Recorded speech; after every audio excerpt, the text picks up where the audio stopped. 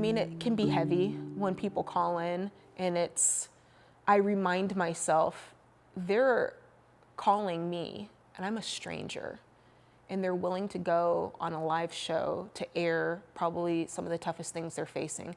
This person is lonely. Yeah. They're up against it.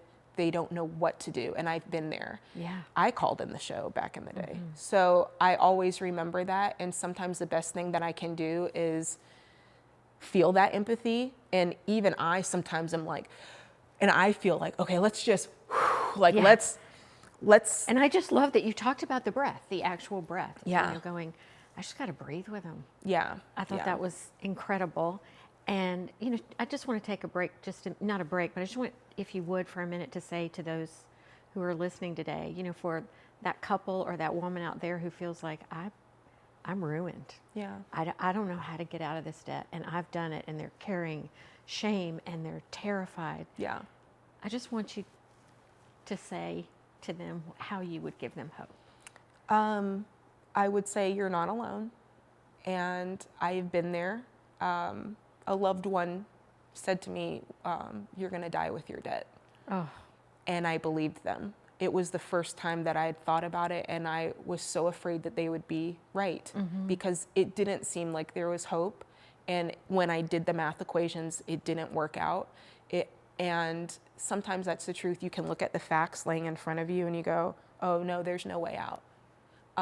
But that doesn't have to be the end of it, because what I found is if you just begin, if you just start just a little bit and start going in the right direction, and because it must be said, yeah, you can work a financial plan. Yes, you can read a book. But let me tell you something. You need to ask God to help you. Yeah. You need to. You need to ask him to help, because if you're trying to do something that you know is in alignment with what he has said, then he wants to help. And he wants to be invited into that process. And that's what you need. God, I'm looking at this, and I know that you said that there's a rich and satisfying life out there. And this is what I said. I know what the Bible says. The thief comes to steal, kill, and destroy. And for me, the thief is debt. It is stealing my peace. It is destroying my marriage. It is killing my day-to-day. And the person listening probably feels like that too. Yeah. But then he says, but I've come to give you life, and life to the fullest, and a rich and satisfying life is what some versions say. And when you feel that juxtaposition of, but I'm living in the part right now that feels like it's being destroyed, and you're talking about a rich and satisfying life over here, I feel like I'm so far from that. Yeah, the distance is too great. How do I get there? Yeah, exactly. And that was my prayer, and I think that needs to be the other person's prayer, whoever's listening, is, God, help me get over there. I know that's the promise. I know you want me there. And I remember asking God, I said, if you give me the opportunity, I will work. I will do it.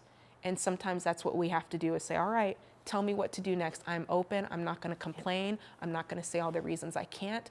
I'm not going to say all the reasons it's uncomfortable. I am just going to put on my overalls, my work boots, and my gloves, and I'm going to get to work. And your overalls and your work boots were a wig and a gown. Yes. Right? Lipstick, yes. I mean, yeah, Whitney Houston. Nails, No, yes. I'm not Whitney Houston. I'm Jade.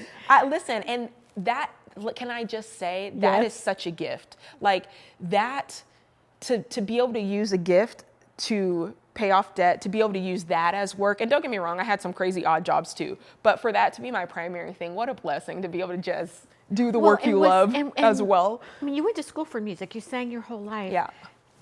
Did you intend to be in the music business? Was that your calling as a young woman? Oh, well, you know, I always wanted to be. I didn't know that I wanted to be in music until high school. I was always in sports. And so I was excelling at sports, and I got scholarships to go play sports. And I was like, man, yeah, I'm going to do this, but I really want to sing. So I majored in music, and it just kind of kept pulling me in that direction. And for our honeymoon, somebody got us a cruise, and I saw all the entertainment, and that was like when that bug hit. And so from then on, it was like, we're going to do this. But the weird thing was, I always thought it was going to be my husband, that we would kind of follow his career trajectory, because he's an amazing bass player, amazing piano player. And the plan was, yeah, we're in Nashville. He's going to get on with some big artist, and he's going to gig, and I'm going to stay at home, and maybe I'll sing a little bit at church, right? Like that was kind of what we thought, but that is not what happened. It flipped, and we ended up making a show, and he ended up being the best musical director there is for me. And we did that for over a decade and ended up building our business out of that. And who could have thunk it? Never had dreams of that. I mean, that's incredible. And I really wish you could just burst into song right now, because if you can sing Whitney Houston, girl, you got a range. Oh, it's been a long time. I won't embarrass myself on here today, but it's been a while. So after, it was 15 years that you did that? Yeah. And that was your path to financial freedom? Yes, yes. And you put off having children to pay off the debt, to work like crazy, to travel all the time. Yes. So was that a good place in your marriage? Did that open up what had begun to close? It was, when I look back on that journey, Theresa, all in all, I see the good. It was a good time of life. Like I said, what a blessing to be able to travel the world for free and get paid and do your passion whilst paying off debt, right? But the truth is, there were some really hard days and hard moments. And yeah, I remember being in one of the most beautiful places ever, French Polynesia, if you've never been to like Bora Bora. I have not. I would love to go. It's beautiful. It looks like AI generated it. Right. And so I'm looking out the window and I see it's like Moana out there. And then I turn back and I look in the mirror and I had tears in my eyes, because there was something, my husband and I had been in an argument about something, and that day was not the day. And I remember looking in the mirror, standing there crying, realizing that I might never have kids. Because as much progress as we were making, we were still quite far away from our goal. And I'm about to be 30, and you're thinking, if I don't have kids by the time I'm 32, it's, and it probably was more dramatic than I needed to be, but I couldn't see it. And I think that's what happens when you can't see the end, when you can't see a fully formed vision of what success looks like, or what the end of the line looks like, or what that, that fulfillment looks like. There are moments where you lose it. Is all this worth it? This sacrifice, I hope it pans out. And that was really what I was grappling with, is I sure hope all of this effort is going to be worth it, because I don't know. Every step is like a faith action step. I don't know if this is going to work out. And I just remember standing there thinking, oh my God, I really hope this was the right choice, because we're in it now. I agreed to it. I said I was fine with it. He said he was fine with it. I need this to work. And I think anybody who's ever dealt with anything tough has that moment where they're like, man, I hope this turns around for me. So in those moments when it was so hard, was that a place where your faith was increased and built? Sometimes. Or was it times when you went, God, what is happening? Sometimes it was a moment where I could find some strength, and I could remember, something, or somebody would encourage me, or I'll tell you about one thing that happened here in a minute. But other times, I would like to say that it was beautiful all the time, but other times I was looking for my husband to take it out on him. Let me go. Let me go start an argument all the time. It was a 15-year journey. Yes. And your constant focus was not, what do I want to do with my life? It was, I have to do this to get to a new starting point. Yeah. I say all the time, I guess it's Albert Einstein, but necessity is the mother of invention. Right. When you're up against a wall and you have to make something happen, you do. Rock bottom sucks, but at the same time, there's no place to go except up. And it's just up to you when you're going to start moving. That's the best part of it. You're there's no place to go, and you start getting comfortable down there, you are forced to look at some real things, and you are forced to do some real dirty work. I mean, you know what I'm talking about. I've been there, different things, but whew, if I've been there, and it's not pretty. And then at some point, you have to decide to get up. You have to decide to get up. You absolutely have to decide to get up. I like to talk about the difference between courage and resilience. Courage are those little bursts. And yeah, they're great, but what you really need is that long run of a steady resilience. And you do it over and over again. You repeat the gratitude, or you repeat the prayer, you repeat, opening up your heart and going, God, okay, I'm yours. It's not working right now. I don't know how to be your voice in the world right now. But I know that's what I'm supposed to be. Come on, help me get there. That's right. And you get those moments of inspiration, I think. I remember, and to this day, I can see it crystal clear. I used to run a lot. I run a little bit now, but not as much as then. And I was on a run, And it was one of those, it was just a tough week. And as I was running, I don't tell a whole lot of people this, but it is in the book. And I told it for the first time. So I was running, and as I was running, I feel like God showed me something that I wanted in my heart. I was running, and it was like I saw myself walking a little boy to school.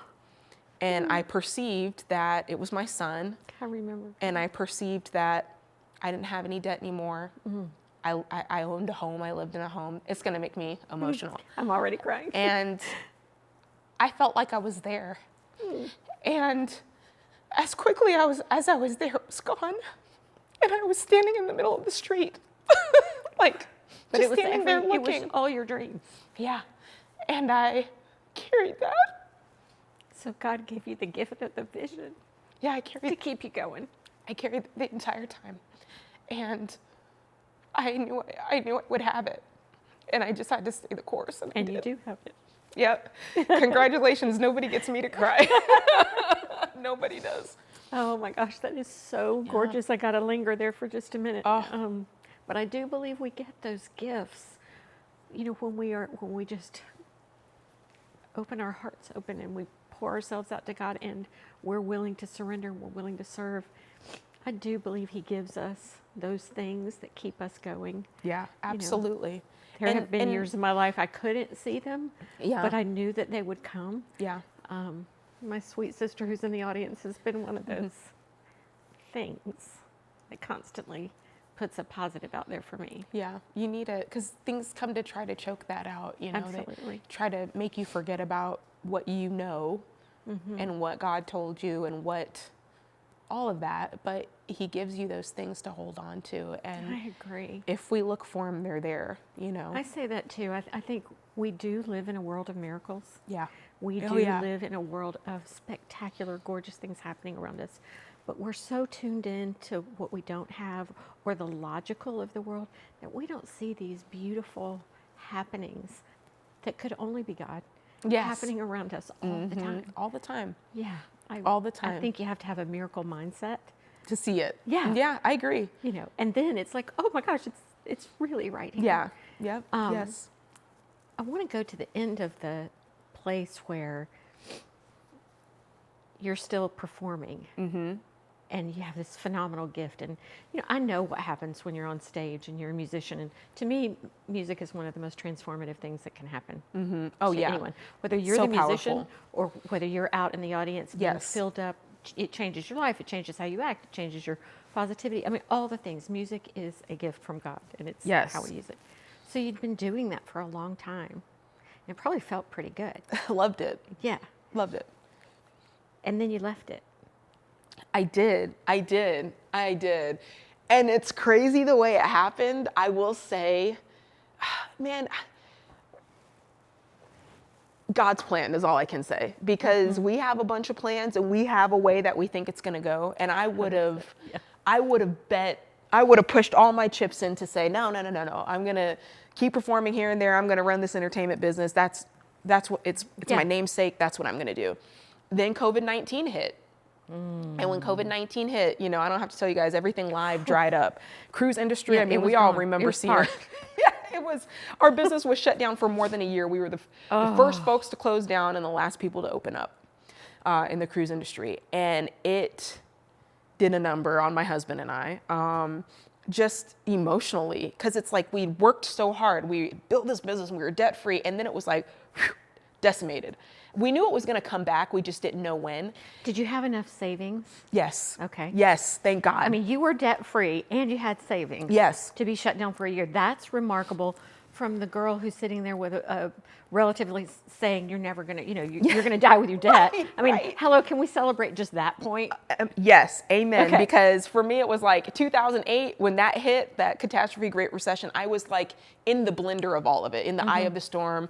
We were the ones trying to sell houses when houses went, you know, kaput. Terrible. And then I remembered saying to my husband back then, we're going to do the right thing now, because the next time disaster strikes, because it will, all that stuff is cyclical. I said, I remember hearing Dave say this, you need to be in position to fly above the storm. And I said to my husband, I said, the next time it all breaks loose. We're flying above the storm. And because that time's going to pass anyway, right? You got to do the right thing in the in-between time. And the in-between time, the pause. The pause. When you can't feel anything. That's happening. right. The pause is so important in the long haul. So important. And so when 2020 hit, we were like, oh yes, thank God that we did the right things. We're set up for this. Yes, you're above the storm. Behind, underneath it is like a Category 5 hurricane, but at least we're above it. And yeah, an email came through from Ramsey Solutions talking about we're looking for personalities. I never would have seen that I can tell you, if life had been as usual, that email would never have even delete, Right. junk. And I saw it, and my husband saw it. He goes, hey, did you see that email come through? I did. He goes, what do you think about that? That's interesting, because by then we were, because of what we had paid off, we had been hosting, the financial workshops at our church and everything like that. So we were deep into that stuff. We just liked it as a hobby. And he was like, man, I think you'd be really great at that. I was like, I think maybe so, but I also am not really looking. But I had that, have you ever just had that feeling when God's like, oh no, you're doing that? No, I'm right in the middle of it. So Oh, you're yes, doing that. Yeah. I am right in the middle of it.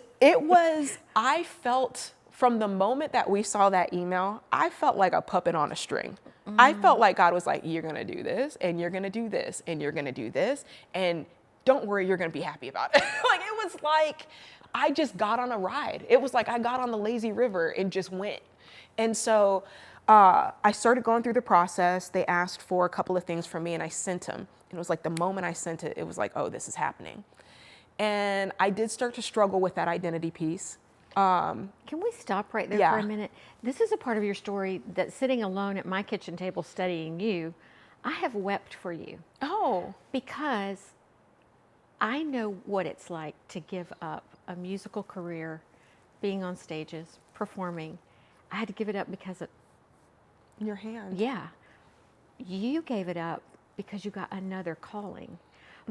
But what did it cost you to leave it behind? Well, that's an interesting way of putting it.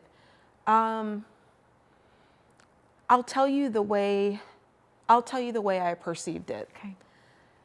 At first, it felt like, man, can I do this? This is all I've known. There were a lot of questions. Will I be fulfilled? I think the phrase I was using was, is this going to scratch the itch? Yeah, exactly. But you're a performer. I'll tell you what really helped me. The earth is the Lord's and everything in it, including my talents. And I will say this, my husband hates when I say this because he's like, you're being self-deprecating. I'm like, I'm not. I'm an okay singer. I'm an okay singer. I do fine on stage. I truly believe that God put me where I was supposed to be because he was like, hey, this is what I want you to do. And I don't feel like I ever lost sight of that. I felt like what I was allowed to do, he let me do. And I feel like he let me borrow some of his gifts because they're his. I truly feel that. And it's so beautiful. When I figured that out, I was like, oh, he let me borrow this gift of entertainment for over a decade. And now he's going to give me another set of gifts to borrow. And I'm supposed to do with those gifts what he wants me to do. And so thank you for letting me borrow the stage in that capacity for a really long time. And thank you for letting me borrow the stage in a different way in this capacity. And I had to trust that it would be enough. And it has been. I think that's extraordinary. Once again, the way you work through your life, either you're on the therapy couch all the time to get to here, or I did spend a lot of time on the couch.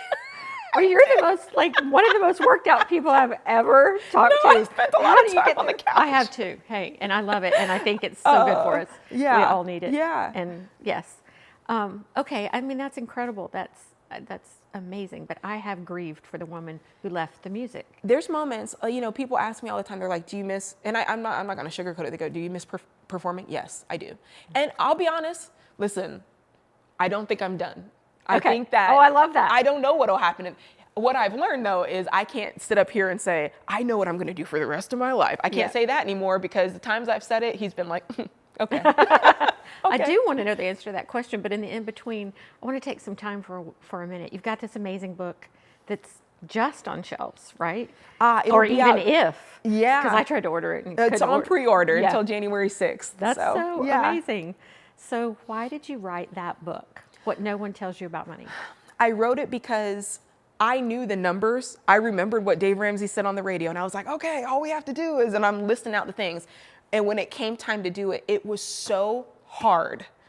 And there were so many things that were barriers, and I couldn't quite identify what it was in the moment. It took, I'm like, okay, we've been doing this thing. Why does it feel like we're not going forward? What is like 2 steps forward, 3 steps back? Why do I always feel like I want to give up? Frustration, Jade, that is an emotion. Frustration is when you're trying to zip up your jacket and the thread is stuck, you know, the fabric is stuck, and you're just, and you're trying to, and next thing you know, you're sweating and you're getting frustrated. And then finally you just pull the whole thing off, throw it on the floor. Right. And you just, I'm like, I'm never wearing that jacket again. Yeah. And frustration causes so many people to quit. Absolutely. But if you can stop for a moment, slow down. Hey, what's wrong with the zipper? Why is it not zipping? Let me look closely. Let me get the right tools to fix it. You can fix the jacket. You don't have to throw it out, and you get to wear it again and be fashionable, right? And so I figured out, okay, frustration is a big part of this. Anger, Theresa. Talk to me. Anger.